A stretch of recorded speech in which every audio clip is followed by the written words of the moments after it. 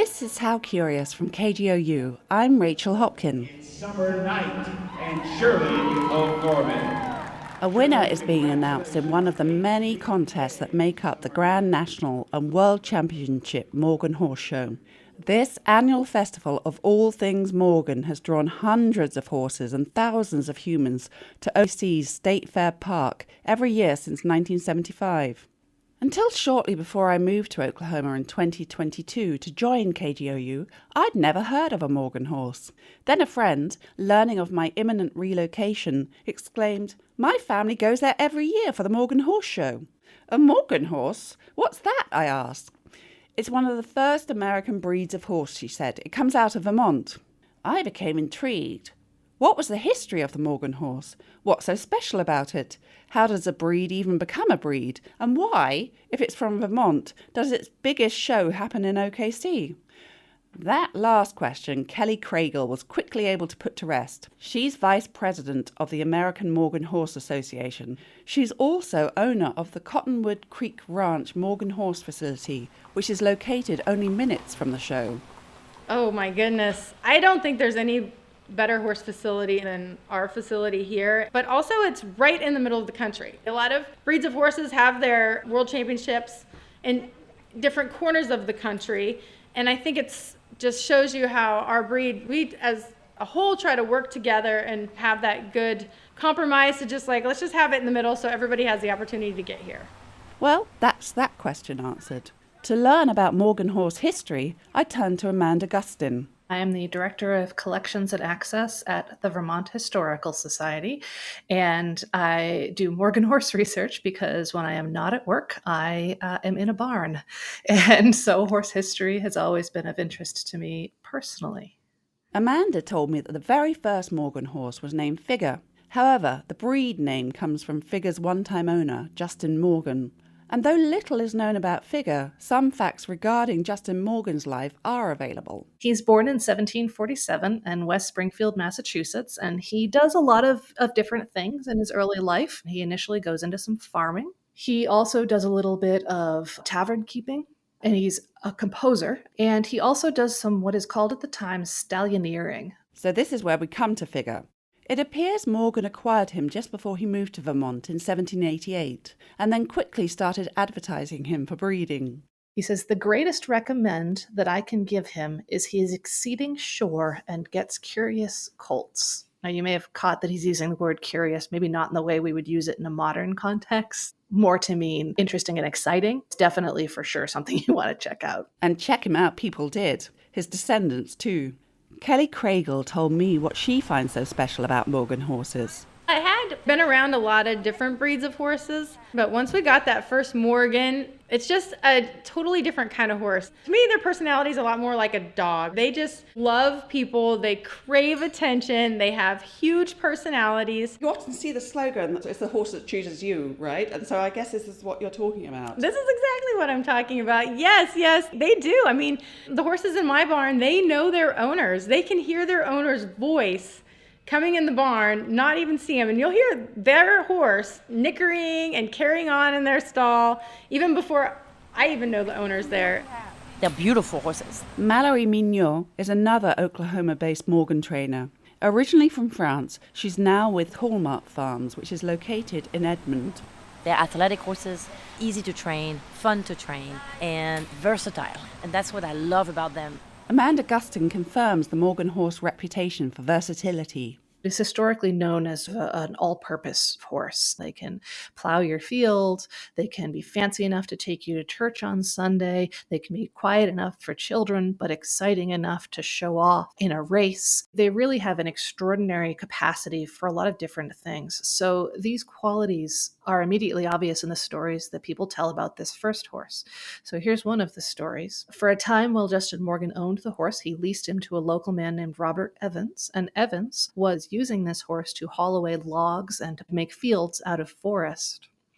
And after a long day of work, Evans was bringing Figure back down into town when he came across two huge draft horses pulling a log to the local sawmill, except they weren't pulling it anymore. They had stopped. They were completely unable to move this huge log any further.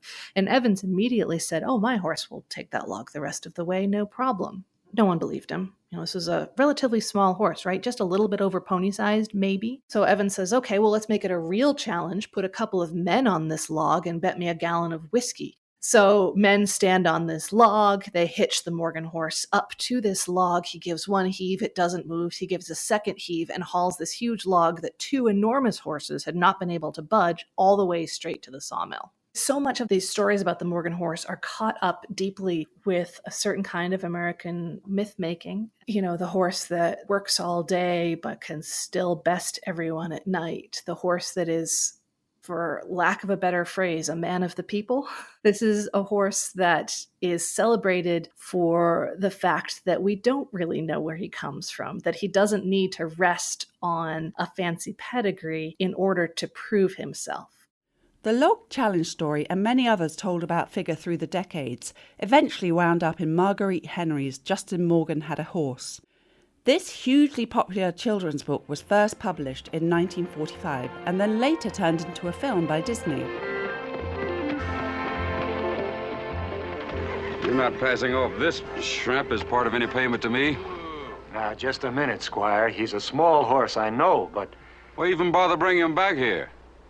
Well, I was going to leave him behind, but then I got to watching him. The way he carries himself.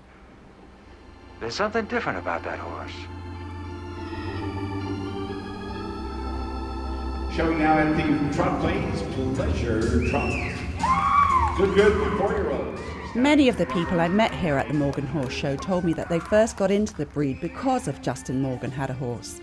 The popularity of Margaret Henry's enchanting blend of fiction and fact continues today, helping to bring riders as young as 2 to the event. But although Figure is lauded for building his reputation from scratch, pedigree is going to be central to the establishment of the Morgan horse breed, though not the only factor. Here's Amanda Gustin again. Now, to have a breed of animal, you have to have a couple of things. You have to have a common set of physical characteristics. In the Morgan horse, that is a certain kind of size, a certain kind of stockiness, a certain kind of close coupled hindquarters, an upright neck, little short back. And you also have to have a way to keep track of bloodlines. So the Morgan Horse Registry is actually going to get started with a man named Joseph Battelle. And what he really does is obsessively starts to track horses that can trace their lineage back to this first horse and setting up these pedigrees. He's publishing these books of lists and lists and lists of horses. Others take up his work. And eventually those early books are incorporated as the stud books of the American Morgan Horse Association. That association was established in 1909. Today, approximately 90,000 horses are registered on its books, about 1,000 of which regularly convene at the Grand National and World Championship show. It's a vast event that involves hours of preparation. He's blown on my microphone. Do it again. He is the sweetest boy. Thank you. Liz is a groom with Hallmark Farms. She explained to me some of the steps she takes to get Power Play, a Morgan stallion, ready for competition. Ready, we have to sand his feet. We do the shading here, makes his eyes pop. Shading above his eyebrows, he's got eyeshadow on. Yes, but it's actually just a trim. Okay. Yes. And what did you do to his tail? We braid them, yes, but before we go into competition, we take it down, we untangle it, and I leave it just like this. So when he's ready to go, they drop it. We have to make sure there's no waves and that it's flawless out there. And it's not just the horses that get attention. So if anyone's ever been to the fairgrounds in Oklahoma City, We're back to Kelly Craigle. it's beautiful on its own. But what we do is we actually deck our stalls out. We will build freestanding structures. And it originally started as more of a privacy reasons. Even though some people might really like to be able to watch in the changing room, none of us ladies appreciate that. And that's just kind of grown over the years. This is such a big deal for everyone. So if you do come out here, you'll notice there are a lot of elaborate barns. My barn, I've set up a large old Western town, and it's called the Cottonwood Creek Saloon. And we have a jail, we have the saloon, we have a church. We may or may not have a brothel. So it's fun. The clients all enjoy it. We enjoy seeing what everybody else is doing. Kelly had showed a horse just before I met with her, and she was also looking pretty fancy. I have a white cowboy hat on. I have some glorious sparkly earrings, probably too much makeup. I have a beautiful white leather jacket with gold lace with some rhinestones on it. My mother passed away probably about 6 years ago. She used to make all of my outfits, so she actually made this for me. So every time I show, I actually get to ride with a piece of my mom with me, which I love. For Mallory Mignot too, participating in the Morgan show prompts fond memories. My boss, Susan Maury, she was diagnosed with ALS 2 years ago. And she passed away last December. She was here showing last year, and she couldn't feel her legs and couldn't feel her hips. And it was the most incredible thing to see that horse take care of her. And she won. And she was an incredible showwoman. And through the disease, watching her keeping on fighting and having the horse really lift her, it was the most beautiful thing. To me, the Morgan horse, with its kindness and caring and appreciation and love of humans, the humans that have that type of horse are kind of that same way towards each other as well. So I love Morgan Nationals because I feel like it's that once a year Christmas time when the whole big family gets together and we have a big party and we all get to celebrate what we love. I love it, love it, love it, love what I do, love Oklahoma, and love sharing it with other people. Mallory is equally enthusiastic. As my conversation with her came to an end, I asked if she wanted to share any closing thoughts, and this is what she said. Get a Morgan horse. I kind of love to, but at the same time and amongst everything else, I'm allergic to horses, so I guess I won't be doing that anytime soon. But that's it for this episode of How Curious. The show is a production of KGOU Public Radio. It's produced by me, Rachel Hopkin, and was edited by Logan Layden. David Gray composed our theme music.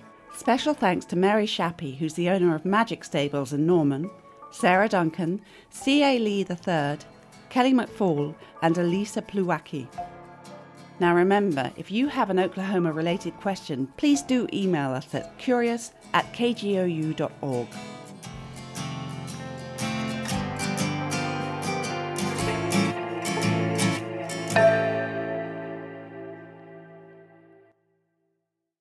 Race might be a hot topic right now, but for so many of us, talking about race is nothing new. On the Code Switch podcast from NPR, we go beyond the headlines and we go deep. Listen now.